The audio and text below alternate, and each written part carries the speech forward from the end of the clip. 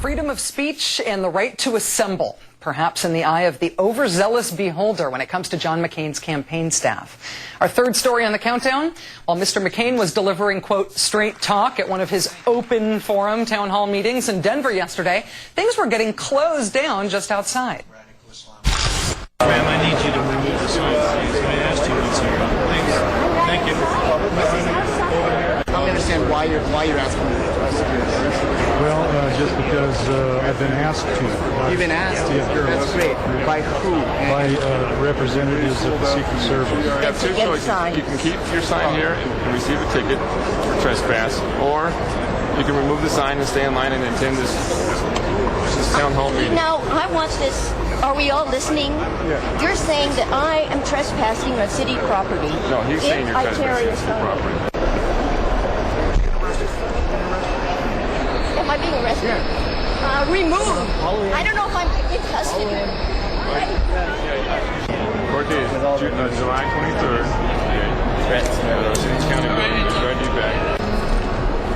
We got our official escort.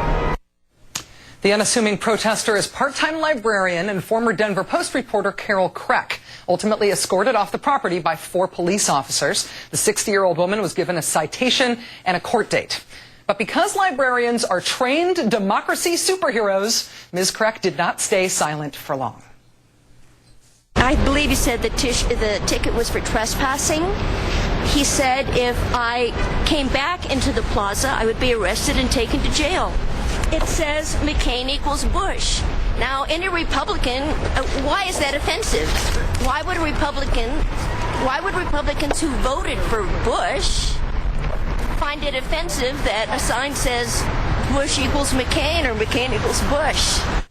Progress Now Action tells Countdown they have created a defense fund for Ms. Kreck, and they are looking into filing a lawsuit on her behalf. Let's break this down with Jim Moore, author and a contributor to the Huffington Post. Jim, thanks for your time this evening. Hi, Rachel. Why don't we start with Ms. Kreck's question there? If her sign had said, I heart John McCain, would she have been so swiftly booted? I mean, I think she kind of makes a good point. Why would a loyal Republican be insulted at the comparison of McCain to Bush? Yeah, Republican campaigns would be so much easier to run if we could just get this pesky freedom of the speech thing out of the way. and the truth is they really don't want to be equated with George Bush. It's a bad brand to be carrying forward. We were talking about Al Gore earlier today with some people, and he obviously would have loved to have had somebody say he was extending the Clinton administration by another term, even though he did work to separate himself. Clearly there were people inside of this facility, this publicly tax-paid facility that was rented by the McCain campaign. There were people inside there who were expressing their opinions, probably wearing buttons. Why weren't they escorted out? I think this is an ugly kind of thing for the McCain campaign to have happen and for everyone to concentrate on instead of what was going on inside of that building. Technically, the grounds of this Performing Arts Center in Denver are not public property. The center is, however, partially financed by tax dollars. Right. Regardless of all that, I mean, isn't the PR fiasco that has ensued here, and that won't go away anytime soon, as you kind of alluded to here, don't you think this fiasco is probably worse and more disruptive than anything Ms. Kreck could have done in her original infraction? Well, if the real issue is trying to separate themselves from George W. Bush, this certainly isn't the way to do it. Right. They're doing a number of things that the Bush campaign has done throughout, which is try to control the crowds, try to control the message, to keep dissent at a minimum. And this is almost rebranding themselves as the Bush campaign, except the McCain version of it. And so by doing this, whatever John McCain may have said inside of that building on that particular day, even if he were saying, you know, $10,000 tax rebates for everybody, it still would have had to compete with the news of taking a 16-year-old woman and a couple of policemen a couple of feet taller than her, taking her out of the facility and giving her a ticket for trespassing on something that is at least partially paid for by taxpayers. It's very ugly. Jim, David Korn, who writes for Mother Jones, a progressive magazine, says he suspects that McCain campaign aides are now screening media conference calls. He writes today that on more than one occasion he has been ignored or cut off on those calls.